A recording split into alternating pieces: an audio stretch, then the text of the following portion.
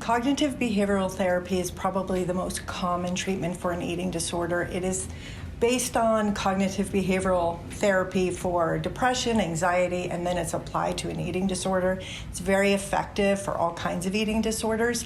So it's great to be describing it to anybody who's interested and kind of thinking it could be the treatment for them, because everybody's different. Everybody responds to a different kind of treatment. So cognitive behavioral therapy is cognitive and behavioral. It's based on thoughts and behaviors. And what we think about is that our thoughts lead to certain kinds of behaviors. So if I overthink about my body shape and size, and I start getting very stressed about that, I might start applying behaviors to calm those thoughts. So what happens in an eating disorder is somebody starts overvaluing their weight and shape, and then using behaviors to try to apply control. And so you find people dieting, and then their mind and body start to get into a restrictive mindset and starving. And then they may binge eat, which causes a lot of shame. And then you can see that that's a big negative cycle, right? Because once somebody would binge eat, then what would their thoughts be? Their thoughts would be, I did the wrong thing, I didn't follow my diet. Now kind of that cycle starts again with worrying about body shape and size. So they double down on their diet, which doubles down on the binge eating.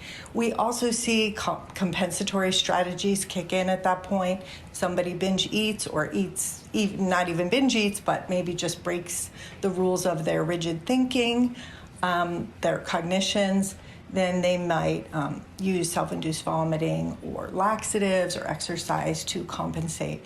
So the idea in CBT is that the thoughts are driving the behaviors. So we focus on thoughts, we try to work on changing those thoughts, making them more realistic and more value-based. So if somebody says, well, I don't really value other people's bodies and shapes, then, why are they valuing their own so highly that they're going to all of these lengths to restrict their food, which is causing all these negative cycles. So CBT starts with the premise that our thoughts drive behaviors, and if we can change our thoughts, we can change our behaviors.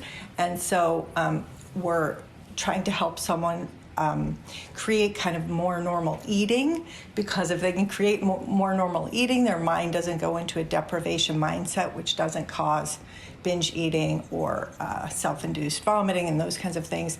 And then, of course, CBT can also be applied to anorexia nervosa, and in that case, that deprivation mentality causes starvation, malnutrition, and then a whole host of other terrible medical consequences. So these illnesses eating disorders are very serious, and so CBT is applying both the science to both the way someone's thinking about food, exercise in their body, and then also the way they're using strategies to handle those thoughts.